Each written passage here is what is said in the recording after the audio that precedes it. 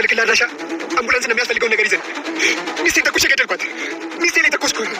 እባክህ ቶሎ ነው ድረስ እኔ የምችለውን ነገር ሁሉ አድርጊያለሁ። ከዚህ በኋላ ግን በቃ ይበቃኛል፣ ሰልችቶኛል። እሺ ዛሬ ምን ሆናለች?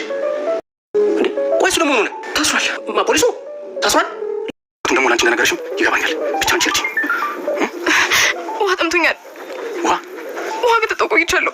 እሺ አመጣልሻለሁ። አይዞሽ መጣሁ።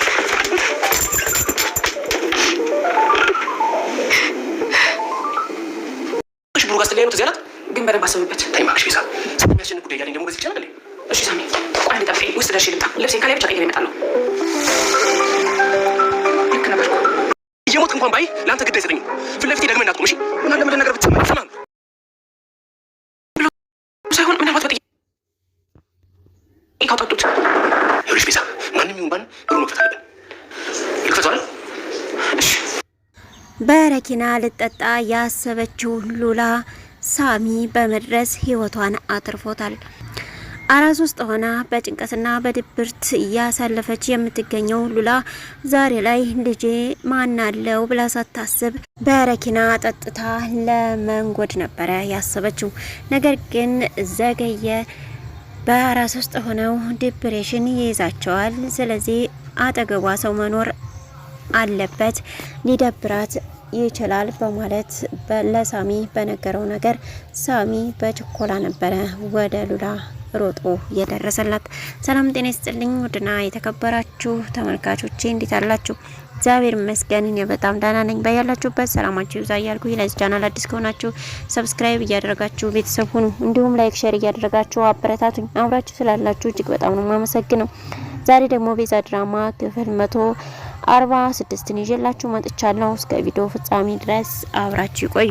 ሱራፌል ያው ጥፋተኛ እንዳልሆነ ሁላችንም እናውቃለን። ነገር ግን ራሱን ጥፋተኛ በማለት ነገሩን በቤተሰባዊ እንወያይበትና ችግሩ በጋራ እንዲፈታ መፍትሄ እንፈልግ በማለት ሳሚ እንዲሁም ደግሞ ቤዛ ሀሳብ ቢያመጡም ነገር ግን በሀሳባቸው ሊግባቡ ስላልቻሉ ሱራፌል እኔ ራሴን ውሳኔ ወስናለሁ በማለት ነበር እንግዲህ የሎሚን መሞትና አለመሞት ካረጋገጡ በኋላ ራሴን ለፖሊስ እሰጣለሁ በማለት ወደ ዶክተር ሮቤል ቤት ሄደው ዶክተር ሮቤልም እንግዲህ ያው ሌላ ጨዋታ ነበር እንግዲህ ያመጣለት። ነገር ግን ሱራፌል አሁን ላይ ቢያንስ ምንም ነገር ባያቅም እንኳ ሉሲ ምን ደረጃ ላይ እንዳለች እንዲሁም ደግሞ ሱራፌል ዶክተር ሮቤልና ሉሲ መሀከል ያለውን አለመግባባት አይቷል። ነገር ግን ሉሲን ቢያገኛትም ሊያስወጣት አልቻለም። ምክንያቱም ዶክተር ሮቤል ስላለ ሊፈታት አልቻለም። ሉሲም አሁን ላይ እየተቀጣች ነው የምትገኘው በጥፋቷ። ውሃ ራሱ ሲያቀርብላት ስለነበረ ያው ሱራፌልን ስታይ ነው ባክዋ ጠጣይ በማለት እንግዲህ ሱራፌል ውሃ ሊያጠጣት የነበረው። ነገር ግን እየተፍጨረጨረች ነበረ። ምናልባት ሉሲ የታሰረችውን ፈታ ከወጣች መጀመሪያ ዶክተር ሮቤልን ልትገለው ትችላለች የሚል ሀሳብ ነው ያለኝ። ምክንያቱም በንደት ከዚህም በፊት ብዙ ጊዜ እንድትመታው አስባ ስለነበረ ባይሳካላትም ዛሬ ላይም ግን ዝም ትለዋለች የሚል ሀሳብ የለኝም። ሌላው ሳሮን ናት። ሳሮን እንግዲህ ብቻዬን ልጅ ማሳደግ አልችልም፣ በቃኝ፣ እስካሁን ደከምኩኝ፣ ከዚህ በኋላ ልታግዘኝ ይገባል በማለት ወደ ሳሚ ጋር መታለች፣ ወደ ልጇ አባት ጋር ማለት ነው። እሱ ምን ሆነሽ ነው? ምን የተፈጠረ ነገር አለ? ከሽብሩ ጋር አብረሽ አይደለም ወይ ብሏትም አብሬ አይደለም ያለሁት ተለያይተናል፣ ነገርኩ፣ በቃ ልጅህን ማገዝ አለብህ በማለት ነው የተናገረችው።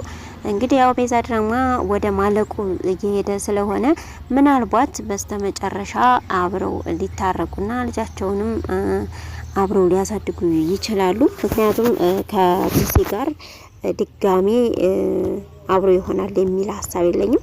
ኢትዮጵያ ፊልሞች እንግዲህ መጨረሻው የሚያምር ስለሆነ ደስ የሚል ስለሆነ የሚያደርጉት ምናልባትም እነሱ ሊታረቁ ይችላሉ ባይነኝ በእኔ ሀሳብ።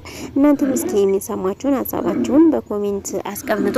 ሌላው ኢንስፔክተር ዘገየ ነው። ዘገየ እንግዲህ ባለቤቱን በመምታት ራሱን ለፖሊስ ሰጥቷል።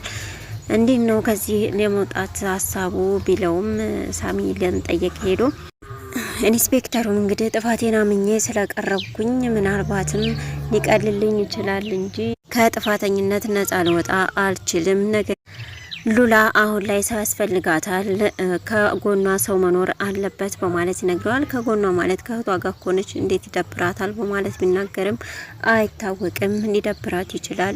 ዲፕሬሽን ውስጥ ገባለች። በአሁኑ ሰዓት ሰው ያስፈልጋታል፣ ከጎኗ መሆን አለባችሁ በማለት እንግዲህ ይነግረዋል። ይሄንን ሲለው እንግዲህ ማለት ድብርት ውስጥ ለምን ነገሩ እኮ ስመጣም ደብሯት ነበር በማለት ሳሚ ሮጦ እንግዲህ ወደ ቤት ሄዷል።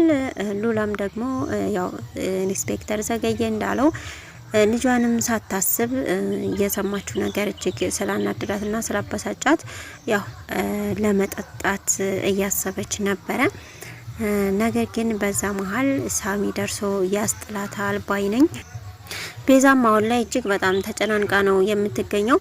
ቤዛና ሱራፌል እንግዲህ ያው እስካሁን አንዱ ደስታ ሲሉት ሀዘን ሲመጣ፣ ደስታ ሲሉት ሀዘን ሲመጣ እንደውም በድጋሚ መጋባት ብዙ እቅድ አውጥተው ነበር። ነገር ግን ይህ ድራማ እስከሚፈጸም ድረስ እንግዲህ አንዴ በጥል አንዴ በፍቅር ይኸው እንደዚህ ወደ መጠናቀቁ ደርሷል። አሁንም ስለ ሱራፌል እያሰበች ትገኛለች። የት ሄዶ ይሆን? ፖሊስ ለፖሊስ እጁን ታልሰጠ የት ሊሆን ይችላል?